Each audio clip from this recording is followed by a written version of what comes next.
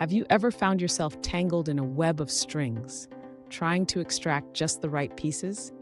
It can be a real headache, right?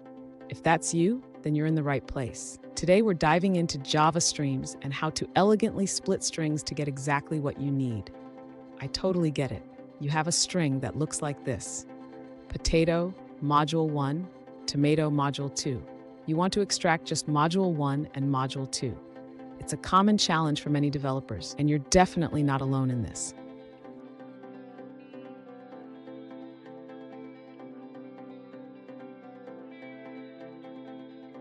Here's the specific situation we're looking at.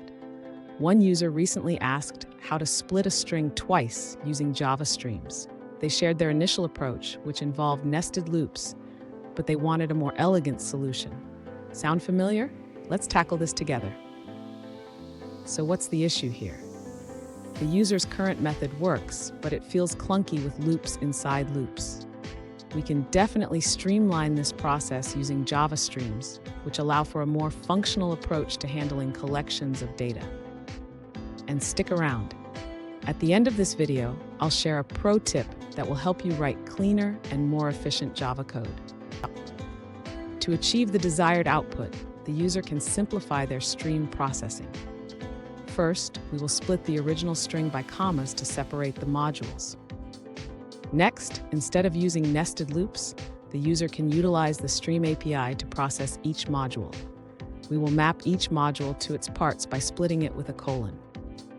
Now, we will flatten the resulting stream to get a single stream of all parts.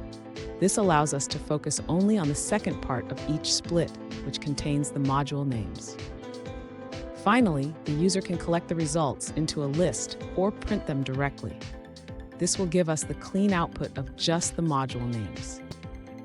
Fun fact, did you know that Java streams were introduced in Java 8? They revolutionized how we handle collections, making our code cleaner and more readable. Now, let's look at the answers provided by other users. An alternative approach suggests using a single split operation to streamline the process. By splitting with the pattern SROR, you can eliminate the need for trimming. Additionally, the unwanted prefix can be treated as part of the separator using the pattern. This allows you to remove it efficiently. Alternatively, you can allow the prefix to be treated like a separator. This will create an empty string at the beginning, which you can skip using the skip method. Now, let's dive into a different answer from another user. An alternative solution provided by another user suggests using the skip method within FlatMap. They recommend splitting the string by commas, trimming each element, and then using FlatMap to split by colons while skipping the first part. That wraps up that answer. Let's move on to another one. An alternative solution provided by another user suggests splitting the string using multiple conditions. They recommend streaming the resulting array and collecting elements at odd positions to achieve the desired output. Here's the pro tip I promised. Always consider using streams for data manipulation in Java. They can make your code not only cleaner, but also more efficient. And there you have it. You've learned how to split strings elegantly using Java streams. Remember, cleaner code leads to fewer bugs and easier maintenance. If you found this helpful, hit that subscribe button for more coding tips, and don't miss our next video.